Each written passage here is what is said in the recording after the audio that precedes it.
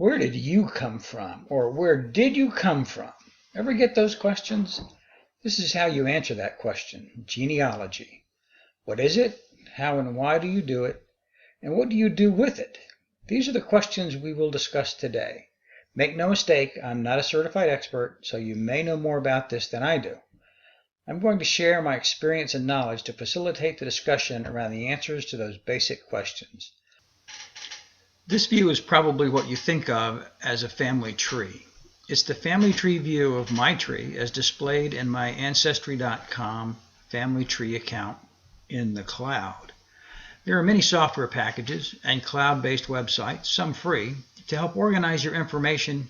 Ancestry is around $100 a year, which is cheap for a hobby. You can access it as a guest for free to view all public trees, which are most of them. What you'll see is that you get a lot of good help for that $100. All of the family tree software products have similar views and support the concepts I'll be presenting today. This presentation is as much about genealogy as a hobby as it is about Ancestry.com. You'll quickly understand why software designed for genealogy is well worth the time to learn and the effort to use it effectively. This view is based on a strict father-mother-child relationship. Each member is a bloodline, DNA contributor to the later generations.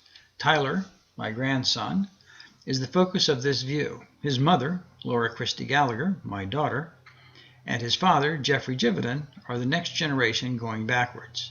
The diagram proceeds to Laura's parents, Louis, that's me, and Barbara, and Jeffrey's parents, John and Lucille. The diagram continues based on the thread from Louis Daniel Gallagher back 3 more generations. That's 8 in total so far. Many of the other 5th generation threads continue backwards as well, except Ruth Arm. There are 4 basic concepts or areas for genealogy understanding and pursuit. The first is the family unit. So if we select Harry Ezra Gallagher and then quick edit, it displays the basic information on my father. Name, birth, and death. This is the screen that would come up if you selected the Add Mother or Add Father button out to the right. Let's return and open his profile.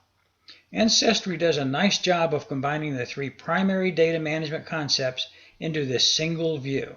The first element is the family unit, displayed on the right side of the profile. It is how each member of the family tree will be identified and how the relationships across generations and centuries are defined. Each member is ultimately defined as a person with parents, possibly a spouse, and optionally children. These are blood birth parents. Options and alternatives are included or are being added for other types of relationships, adopted, LGBT, etc. We see that my great-grandfather, Louis Daniel Gallagher, and my grandmother, Florence May, are part of the defined family unit. His spouse, my mother, is Etta Emmeline Tucker, and their 3 children. I'm Louis Daniel. Pretty basic, but the key to the structure and framework in documentation and in research. As you select any of these family members, you will be transferred to their profile. The second concept or element is the life event chronology. Our objective is to understand, define, and document the significant events of each family member and those of the family unit. These life events include 3 critical data elements which, when sequenced and understood as a life story, help us understand what that person and family has experienced, and perhaps why they were who they were, or did what they did. These events are listed on the left side of the profile against a timeline, and are an integration of this individual's and the family's unit's events. So the birth of Louis' sibling is included in his life events, but derived from the children's records added to Louis' parents' family unit, James and Flora. These chronological events have 4 common elements. The event name. What happened of significance or interest? This would include birth, school graduations, military service, marriage, childbirth, job changes, relocations, real estate purchases, divorces, honors bestowed, etc., etc., and will end in death at some point. The event date. When did the event occur? We can't sequence and relate events without knowing when they happened in relation to other life events and even larger world events that may have impacts and consequences. The event location. Where did it happen? This is critical for 2 reasons.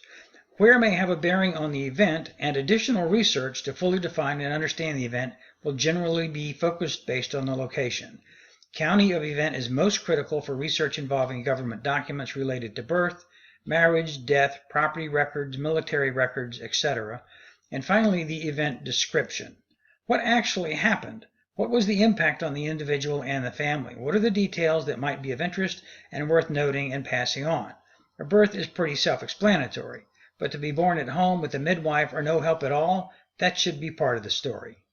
Each individual in the tree has their own profile based on their events and events that would have involved their immediate family members.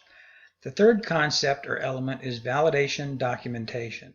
To ensure the correctness of the information included, it is important to substantiate as much as possible. Ancestry is really designed for this function. The source document is displayed in the profile as well. Not only does it link all these data elements, it does much of the work in finding the records for you. When we start to look at the government records related to birth certificates, marriage licenses, draft registrations, census reports, city directories, death records, obituaries, and yes, even headstones, you will find many inconsistencies in names, dates, locations, and even family members. The validation records will simply prove that it was recorded and did happen but may not have been documented as clearly as you would hope. The last and largest element is the research process. This is the process by which you gather the data and information to accomplish the first three concepts and elements. As available data and the web have provided a constantly changing environment in which to pursue your family story, this will be an ever-changing area with many categories and approaches. We'll take just a peek at the footwork already done Ancestry before we finish this basics session. Separate topics related to specific research like U.S. Census, birth certificates, etc.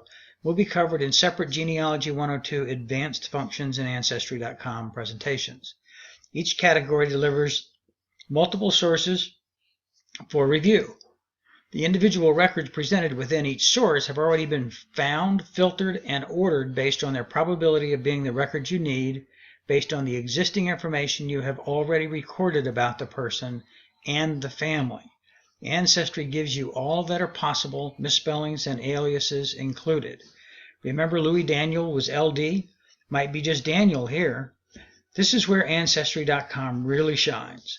Most of the difficult issues related to building your family tree will ultimately boil down to the availability of the information and its computerization in some system, which is a huge challenge for records that are more than 100 years old. Let's go back to the family tree and finish up the navigation basics for Ancestry. You can display additional generations as your tree expands. You can also see the family tree with brothers, sisters, aunts, and uncles by selecting the vertical view icon. We haven't looked at the reporting and charting functions, or talked about the DNA functionality, or the great tutorials and support functions within Ancestry. Those too will be covered in the advanced sessions. Oh yeah, the leaves, another of the Ancestry trademarks. Let's take a quick look at one. When Ancestry finds a record it's pretty sure is a match, it sends you this notice. I have 8 on Anna, which was a roadblock person for a long time. Some census, which may have just popped up because a user made an edit on the digital version to correct a spelling from Gulyas to Geyer, which would trigger the hint. Look at the Hungarian spelling of her folks' names.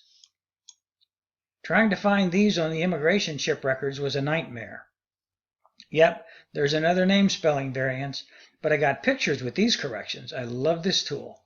When I hit the Save button, it sends a copy of the source record to my profile of Anna.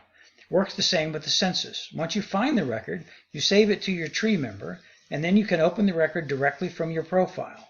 I hope this overview of the primary elements of genealogy and the look at Ancestry.com will help you with your family tree story and get you involved if you're not already. If you search for your great-great-great-great-grandmother and she's not here, then her story is waiting on you, and we're all curious about her.